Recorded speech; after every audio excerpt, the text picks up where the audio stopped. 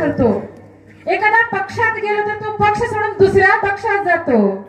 एखाद्या संस्थेमध्ये गेलो तर दुसऱ्या संस्थेमध्ये जातो किंवा एका संस्थेच्या 2 संस्था करतो. एवढी आपली महानता आहे. परमार्थातही गेलो तरी एखाद्या भजन मंडळातही गेलो तर ते भजन मंडळ फोडून दुसरं भजन मंडळ 2 विभाग करतो. म्हणजे एवढी आपली विशेषता आहे. आणि परमार्थ तरी कुठे सोपा राहिलंय मला सांगा. परमार्थही सोपा राहिलेला नाही.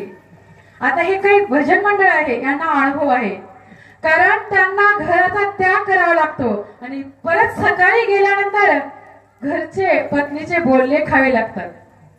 असंच एका ठिकाणी माऊली काय झालं, असंच भजन मंडळाची आमची ओळख परिचय झाला आणि कीर्तनासाठी जात असताना त्या एका भाऊच्या घरी आम्ही गेलो.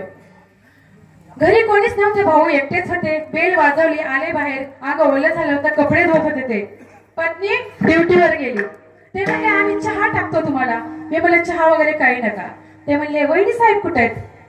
म्हणले वहिनी ड्युटीवर आहेत आणि घरातली सर्व कामं मला करावी लागतात. का तर मी रात्रभर भजनाला कीर्तनाला जातो, मग दिवसभराचं काम ड्युटी माझ्याकडे असते. धुणी कपडे भांडी जे काही आहे ते काम मला करावं लागतं. म्हणून परमार्थ सोपा नाही, एवढा अवघड परमार्थ आहे. त्या भाऊंना विचारलं की तुम्हाला तुमच्या पत्नीने कसं काय पसंत केलं?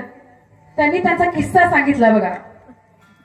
ते म्हणले की त्यांनी विचारलं की मी तर सुंदर नाही, मला नोकरी नाही, शेत नाही, काहीच नाही, म्हणजे कुठलीच विशेषता माझ्याकडे नसताना तू मला पसंत कसं काय केलं?